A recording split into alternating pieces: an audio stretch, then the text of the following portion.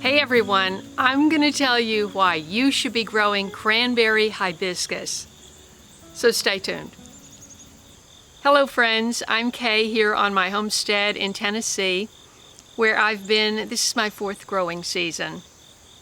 I have been growing cranberry hibiscus since my California garden, and if you are the person that originally sent me seeds, God bless you, thank you. Because I fell in love with cranberry hibiscus back there. Now, of course, it's a much different climate than it is here. I am in zone 7B, and cranberry hibiscus is going to thrive in zone 8 and up. So it's more of an annual here. That's been my experience. And it blooms late in the season, so every season I have tried to get seeds and I haven't managed to do so before that first freeze. I have had it bloom inside though. So I'm going to tell you some reasons why you should be growing it. It's just the most beautiful, striking plant. Look how that stands out. Believe me, I did not want to have it sitting in front of my garage beside the pile of compost that's covered in a tarp. It's not the prettiest place to have it, but I have had it in the showiest place in my garden, which was the lower terrace. Both seasons I had at least 3 big, beautiful plants. And the freeze happened, that first freeze, and they just kind of melt. So I was actually, because it was a big bush, I was able to go down to those lower branches at the bottom. Freeze happens like this. Everything at the top was just like melted, and at the bottom underneath, it was sheltered from some of that frost, and I was able to get cuttings and keep this plant going. Now, this particular plant, I had given the seeds to my friend Patty. I think I gave seeds. It's hard to remember now, but I do remember when I was at her place last September in Kentucky, her homestead, she had 2 plants in pots, and they were just long, tall, let's see, I think they were over her head, so I would say they were about 7 or 8 feet. It hadn't been pruned to bush out, which you're probably going to want to do, because what happens is they lank over, they kind of curve over. They don't, after 7 feet, if it's just one kind of straight stem with not a lot of side branches, it'll just kind of, so you do want to prune it. In 21 and 22, I think. Yeah, I think so. I cut them to the ground, about that high from the ground, and I put a lot of mulch around. And if you're in the same zone, they may come back, they may not. I want to always have this beautiful plant. It's so striking. The leaves are maroon, very solidly maroon as they are young leaves, and then the more mature leaves take on a greenish tint. Now, this is also called false roselle. It has a list of other names, and I'll put the Latin name right at the bottom of the screen. You can ensure that you're getting the right one, because all the other hibiscus that I've had have had green leaves, and these leaves are very different from, say, okra or some of the other hibiscus you might be growing, because they look like maple leaves.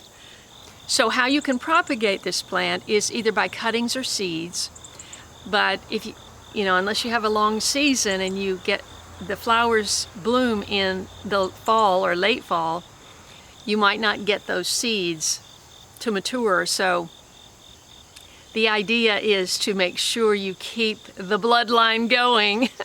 And that's what I'm going to do today, is I'm going to take some cuttings, because this can be a potted houseplant. Guess what? Another reason you should grow it is they're very resistant to pests and diseases. Yay! So I do think I got some aphids on my plant in the garage last year. What I was going to say is, at Patty's, she had these 2 plants, and so she gave me one. And I brought it home, and it fit into my Prius by draping it over the 2 seats into the back. And over the winter, it was way up in the garage and curved over. It's hard to keep a plant like that watered. It's hard to keep a plant like this watered because it has so many leaves that it will wilt during the day, and you know, it may come back at night unless the ground is too dry. So you might want to consider where you plant it to be more of a place that gets water, or, you know, has more water than some of your rockier outcrops. It puts out a lot of leaves, and they need support with all of that fluid. So we're going to take some cuttings, and after they root in water easily. After they root, I'm going to pot them up and keep them over winter in my sunroom. And that way I'll have plants for sure next year. I keep hoping to expand the season so I get those seeds. And we've been told that this may be a longer summer this year. I don't know. But if it is, I may be able to get seeds on this plant. Now, the reason I have the plant right there is because I had it over here on the side with my other plants, and it kept blowing over. I've got it in a pot that's not nearly big enough for a plant like that, and I kept hoping to get it in the ground. And I need help with that, and that didn't happen, so it's still here. I'm going to take the lowest branches off entirely because they are almost on the ground, and I am going to take some of the young shoots to root. I'm also going to harvest leaves because it makes wonderful, you've heard of cranberry hibiscus tea. It is so refreshing and beautiful, and you can use the leaves dried or fresh for tea. And you can also use the flowers. The flowers and the leaves are edible. And you can use the leaves in stir fry. I've never tried that, but it sounds like a great idea. And it's loaded with vitamins and minerals, they say. So you can't go wrong with this beautiful, striking, pest-resistant addition to your garden that's edible. You may have seen that video where I put this back together, and looks like I'm getting some yellowing, so I'm not sure if it's going to make it or not. Let's start by taking our cuttings that we want to pot up. I might as well start with these tall ones and give it a more manageable height.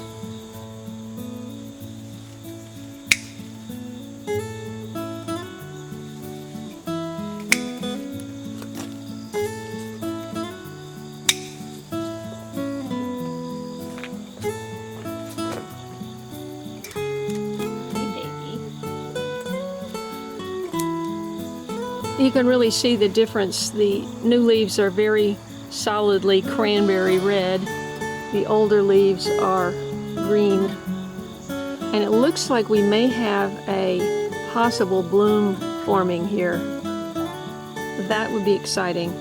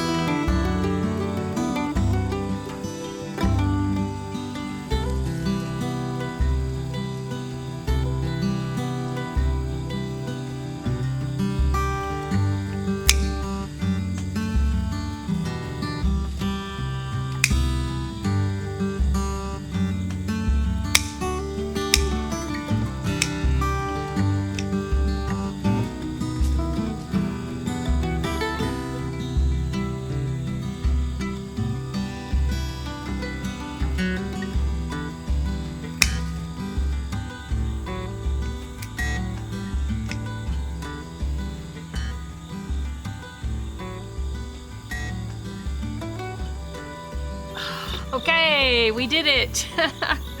So I decided to make some sun tea. I think it's going to be sunny in a couple of hours. And this water should be red.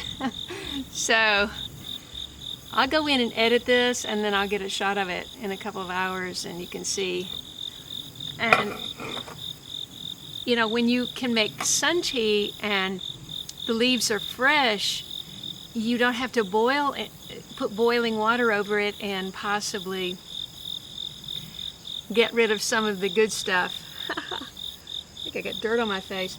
Anyway, you saw me, I have all the cuttings that I'm going to root in that white bucket, and then these I'm going to take inside and hang in my dining room, seed room, potting room, canning room, whatever. It all goes on in there. I'm going to hang them up and let them dry on the stem rather than trying to, it's just so much easier. I mean, then think about it, just taking these off and then putting them in the dehydrator and waiting and running the engine. I mean, the whole branch will be dry, you know, in no time, and I can take all the leaves and then crumble them up for tea and keep them in a foil pouch or something for a long term. But yeah, so that's what I'm going to do, and I already did that with anise hyssop. And I took in several plants, hung them upside down, and they dried. And then when my friend Gina was here the other day, she took them all off and crumbled them. And so I'll show you a picture of, so I have a whole half-gallon, well, it's almost a half-gallon of dried flowers and leaves of anise hyssop, which smells incredible, and I highly recommend you grow it. So I hope that's helpful, and I hope to see you in the next video. Subscribe if you haven't already. Click the bell for notifications, and click all so you won't miss an episode. And a lot of people get unsubscribed, so you may think you're subscribed to my channel, have been for a long time, and you might look again and go, wait a minute, I'm unsubscribed. I don't know why it happens, but it does happen. So please check. Find ways to support this channel underneath each video. If you're new here, welcome. I cover medicinal plants, growing a big garden, easy one-pot meals, which I've been doing a lot of lately and putting them in the freezer. So lots to see here on the channel. And of course, I had 8 years of small space gardening in my tiny jewel of a garden in California. So lots to see on my channel, and I hope you enjoy it. God bless you, and I'll see you in the next video.